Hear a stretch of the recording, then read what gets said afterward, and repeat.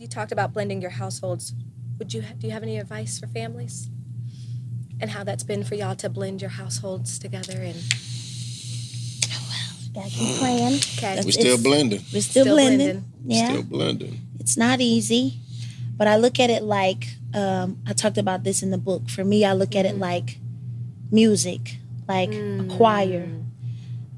When you put a choir together and you put them on stage, you got your altos, your tenors, and your sopranos. And, you know, everybody doesn't come into rehearsal and it's like that. It takes practice. It takes practice. And sometimes you may hear somebody that's like a little off, and the choir director might be like, no. That's not the note. Got to get it together. So we're still practicing so that we can make sure that this song that we're putting together, this record that we're putting together, it all works out perfectly. That takes time. Yeah. And with prayer, you know what I mean? But I would say so far we're really good. We just have kids who are needy. And as they are. And I don't care how grown they get, they still are our babies. So me and him just have to figure out how to give each child, as you said, you're learning each child what they need in this time. Mine is 19. But she'd still be a baby. We have a 9-year-old. You know, he's probably the wisest, most... Scrap. Yeah, our Sagittarius, he just don't care. he likes to be alone, right, Eureka? And then we have Trey, it's our oldest, 24, who just got married. And we have 2 grandbabies. Ooh. Beautiful. You know, so it's just, we're still blending. We're still getting that sound right. Some things are, you know, to be expected. Yeah. You know. And as parents, we do have a small selfish bone where we want that love so much and we want that relationship. Sometimes we can go into it kind of thug mentality, like get down and lay down. You know what I mean? I do. Because we're like, as long as this works, everything's going to work out. It can be selfish because what we don't think about is the pie. Okay. So teach us. Imagine, you know, we all at the table and we got a pie. It's 4 people at the table. And every time you add a person, the slice gets smaller.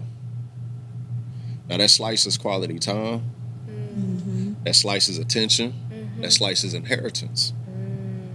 And we don't think about that sometimes. In our mindset, being in love, sometimes it's like, well, as long as everybody got something to eat. But again, we all in the room, we all at the table, and we walk away with a different experience. So the advice would be to really think about it. Have the conversations, be open-minded, let that voice be heard. Yeah. You know what I'm saying? We got married so quick, nobody got a voice. You know what I mean? It was get down or lay down. But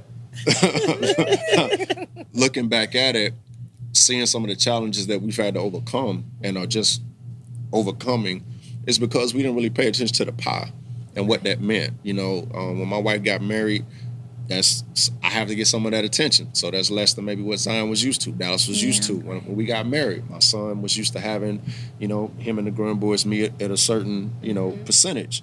That changes. I got to allocate some to my wife and to Dallas and Zion. So just be mindful of the pie. Yeah. And understand that, you know, that's something that needs to be addressed. It doesn't just work itself out.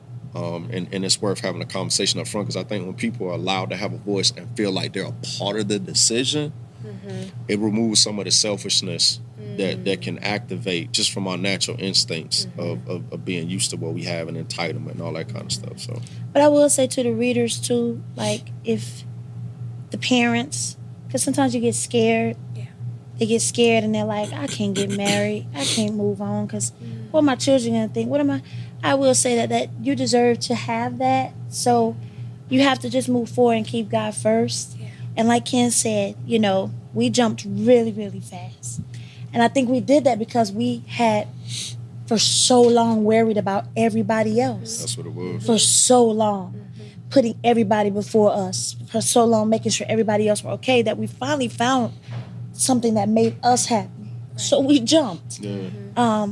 You know, but you just have to you have to make the jump so that you can be happy, but as well as make the time for each child. No matter how old they get, they're still your babies. Yeah. And they're gonna want that time, you know? I love it. That's a fact. That's good. That's good.